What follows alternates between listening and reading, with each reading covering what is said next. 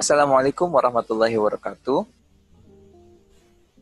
Berjumpa lagi dengan saya, Pak Rizky Ramdhani, akan membahas terkait UKBM kelas 11, UKBM ke-10 tentang sejarah peradaban Islam pada masa modern, tahun 1800 sampai sekarang.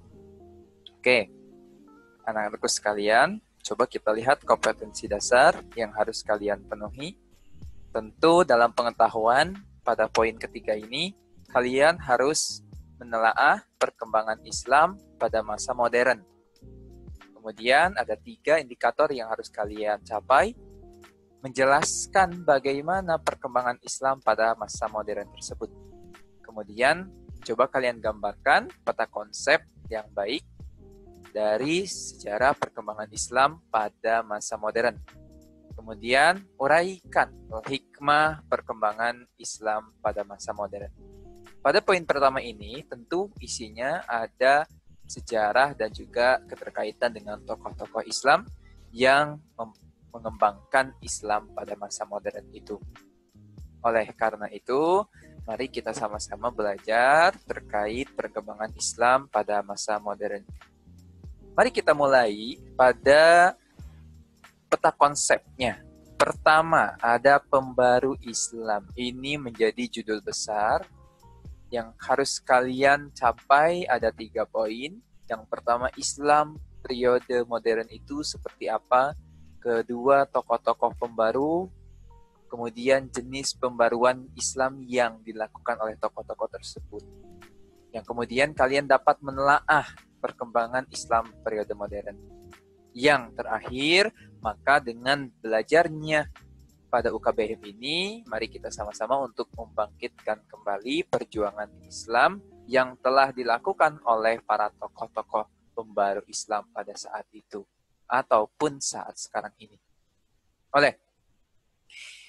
Kemudian, anak-anakku sekalian, sumber pembelajaran UKBM ini tidak hanya berasal dari UKBM ini saja. Kalian dapat akses dengan scan QR code ini, akan muncul buku paket PAI kelas 11 dengan disertai akses internet.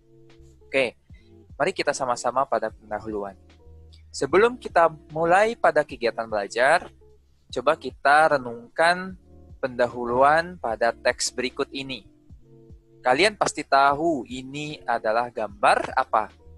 Gambar Taj Mahal ya. Begitu megah dan cantiknya Taj Mahal ini yang didirikan saat ini di India, yang kemudian ini sebagai bukti bahwa perkembangan Islam itu muncul pada tahun 1800-an.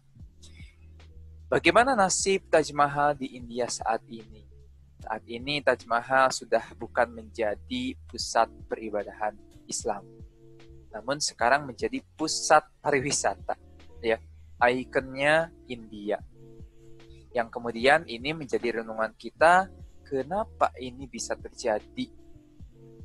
Ya, kenapa ini bisa terjadi sekarang bukan menjadi pusat peradaban Islam? Nah, itu menjadi renungan kita.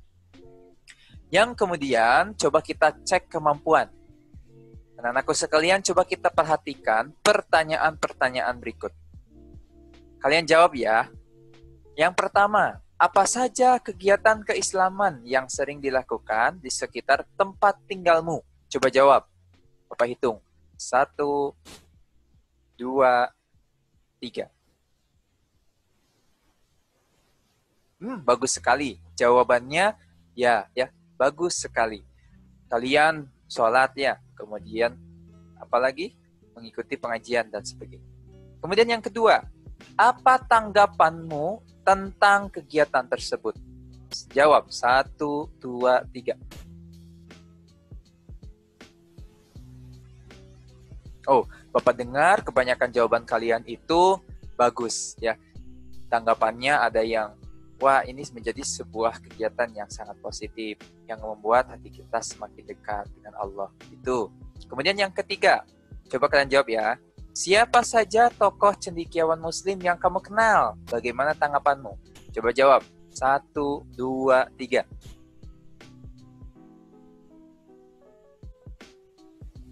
Oke, mantap ya. Kalian tahu Nabi Kemal ya, Ibnu Sina, kemudian ada apa lagi? Afghanistan, yaitu ada siapa? Al-Afghani, kemudian Ali Pasha dan sebagainya. Mungkin pada saat ini juga ada ya, Kiai Haji, Hashim Asy'ari, atau ada Ahmad Dahlan ya. Kemudian yang saat ini juga pula ada Ustadz siapa? Banyak ya. Terkait ustadz-ustadz yang terkenal di YouTube juga banyak. Hebat, kamu luar biasa. Sehingga kamu dapat melanjutkan kegiatan belajar untuk lebih memahami terkait sejarah pembaruan Islam. Oke, kita lanjutkan anak-anakku sekalian pada kegiatan belajar satu ini terkait bagaimana munculnya pembaruan Islam 1800 sampai sekarang ini. Coba kita ingat kembali pada bab ke-5 pada kelas 11 semester 3 kita membahas sejarah peradaban Islam. Betul tidak? Ya, karena pada saat itu peradaban Islam terjadi tahun 1200 sampai 1800-an. Yang kemudian muncul tokoh-tokoh para Islam yang menimbulkan pengetahuan yang baru terkait kedokteran, pengetahuan filsafat, dan lain sebagainya. Ya, kemudian ada 3 garis besar periode sejarah kebudayaan Islam. Coba kalian perhatikan. Yang pertama, 1. Periode abad klasik 650 sampai 1250 Masehi. Yang terakhir ada periode abad modern. Inilah yang kita bahas ya. Oleh karena itu coba kita lihat ada penyebab Islam kenapa sih mencapai kemajuan di abad klasik tersebut. Menurut Muhaimin ada beberapa faktor yang dapat digaris bawahi atau diambil kesimpulan bahwa umat Islam sangat melaksanakan ajaran Al-Quran, ajaran Rasulullah yang telah disampaikan dari Al-Quran dan As-Sunnah. Begitu ya menurut Muhaimin. Kemudian kita lanjutkan. Ciri-ciri abad pertengahan itu terjadi pelemahan. Kenapa? Karena banyak para ulama yang sengaja ya menerima karya-karya yang dihasilkan oleh ulama zaman abad klasik yang tidak diolah menurut bahasanya itu ya, yang kemudian tidak dikorelasikan dengan sekitar, yang kemudian menjadi lemah. Yang sehingga pada saat itu menjadi pelemahan sampai 1800-an. Sehingga pada abad modern ini 1800 sampai sekarang muncullah pemikiran-pemikiran baru oleh para ulama tokoh Islam yang dilatar belakangi karena adanya sebuah kemunduran. Ada niatan untuk kenapa kita menjadi sebuah kondisi yang terpurukan para ulama yang sehingga mereka melakukan ijtihad, ya, taklid, yang kemudian tajdid dan lain sebagainya.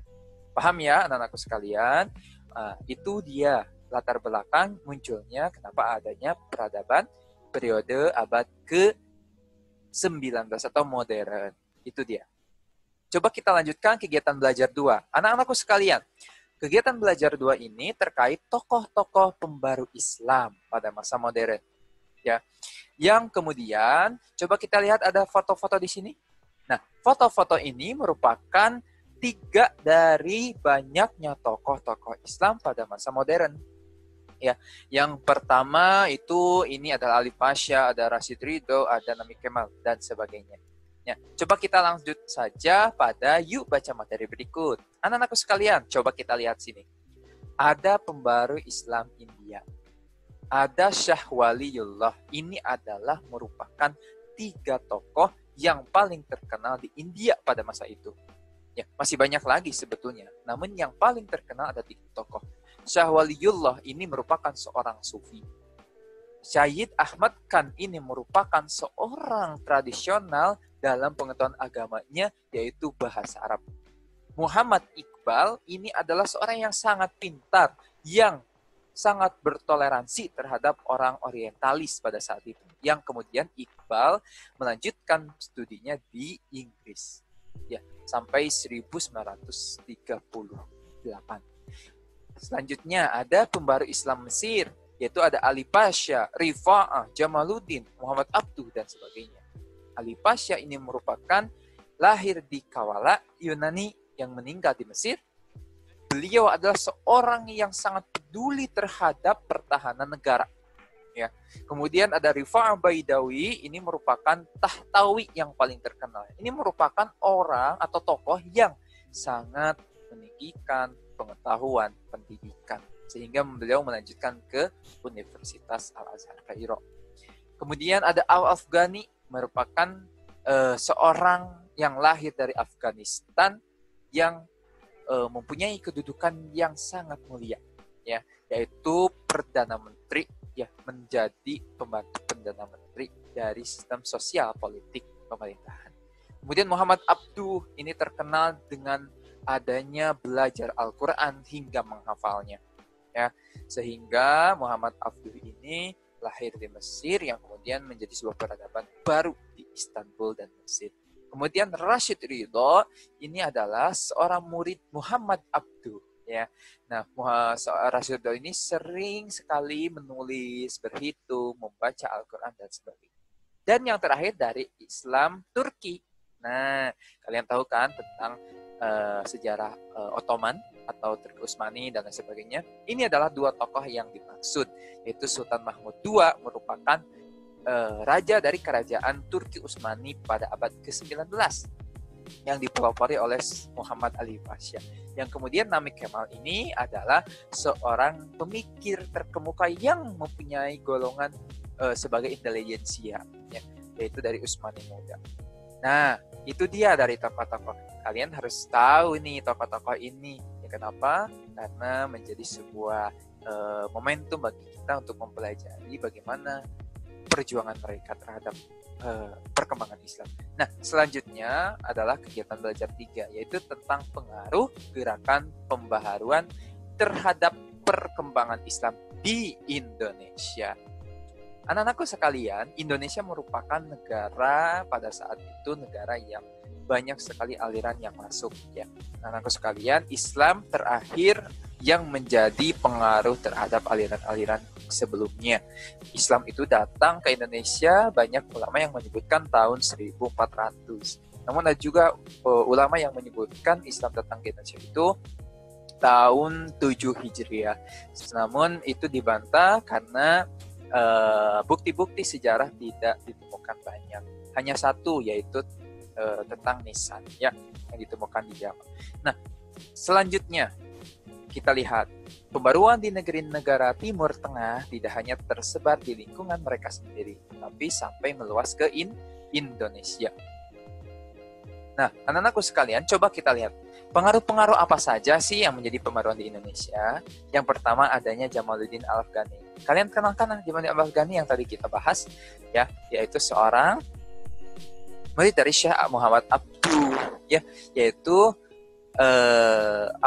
Syekh Muhammad Abdul Wahab ini sampai ke Indonesia sehingga menyebarkan peradaban-peradaban baru tentang perkembangan Islam, ya. Nah, kemudian apalagi, yaitu tentang tahun 1903 adanya Syekh Ahmad Khatib Al-Minangkabawi. Ini dia. Yang kemudian pada saat itu menyebarkan, kemudian mengajarkan tentang keislaman terhadap murid-murid Syekh Ahmad Khatib Al-Minangkabawi. Nah, berarti di mana lahirnya? Di Minangkabau. Siapa saja murid-muridnya? Pertama ada Syekh Haji Abdul Malik Karim Amrullah. Yang paling dikenal yaitu Buya Hamka yang mengarang atau menciptakan tafsir Al-Azhar. Kemudian Syekh Daud Rashidi, ada Syekh Jamil Jambik dan Kiai Haji Ahmad Dahlan. Kiai Haji Ahmad Dahlan ini seorang pendiri Muhammadiyah. Nah, itu dia murid-murid dari Syekh Ahmad Khatib Al-Minangkabawi. Kemudian yang ketiga, munculnya berbagai organisasi dan kelembagaan Islam modern di Indonesia. Pada awal abad ke-20, baik yang bersifat keagamaan, politik, maupun ekonomi. Nah, organisasi inilah yang sampai sekarang ini masih ada. Contohnya ada apa?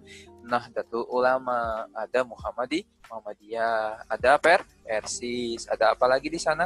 Mungkin dengan tarekat-tarekat tersendirinya seperti Al-Jizriyah, ada lebih tarekat apa? Naqsabandiyah dan sebagainya. Itu merupakan organisasi Islam tentang kelembagaan Islam modern. Mereka itu tidak berpikir tentang kitab kuning saja, ya, tetapi berpikir tentang bagaimana alam sekitar lingkungan sekitar itu dikorelasikan dengan keilmuan keislaman.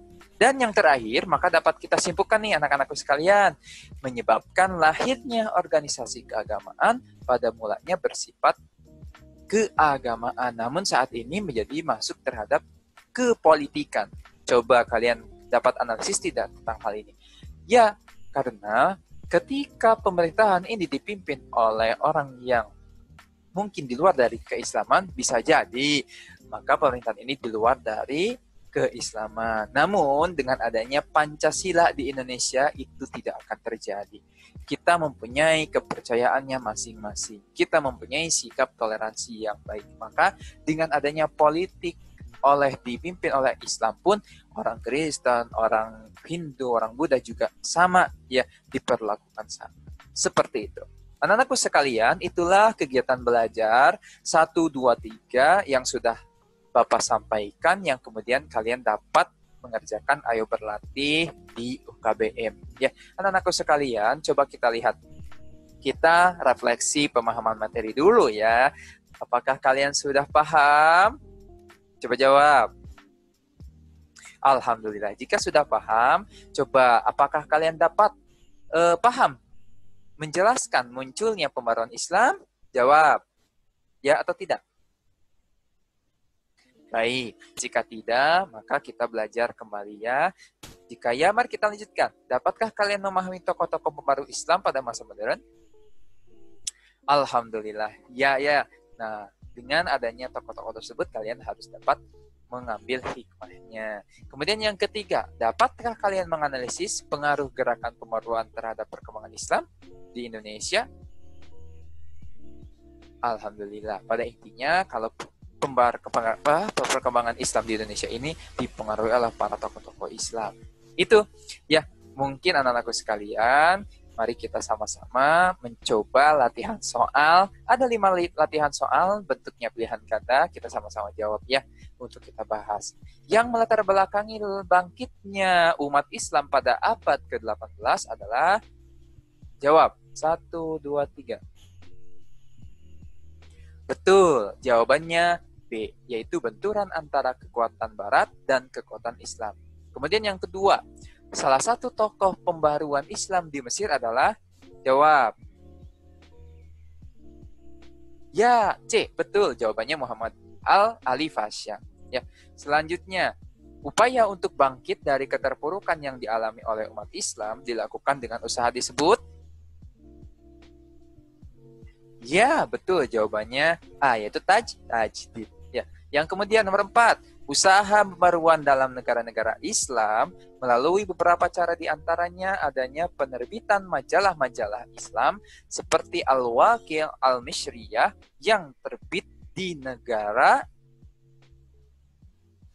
Ya, jawabannya D. Oh, sungguh kalian pintar sekali. Jawabannya Mesir. Kemudian yang kelima, pemikiran pembaruan dalam Islam yang dilakukan oleh Jamaluddin Afghani adalah dalam bidang. Betul sekali ya, Al-Afghani itu terkenal dengan bidang politik kenegaraan. Oke, itu saja yang Bapak sampaikan terkait UKBM 10, yaitu sejarah pembaruan Islam pada masa modern tahun 1800 sampai sekarang ini. Oleh karena itu, terakhir kalian harus dapat mengevaluasi diri.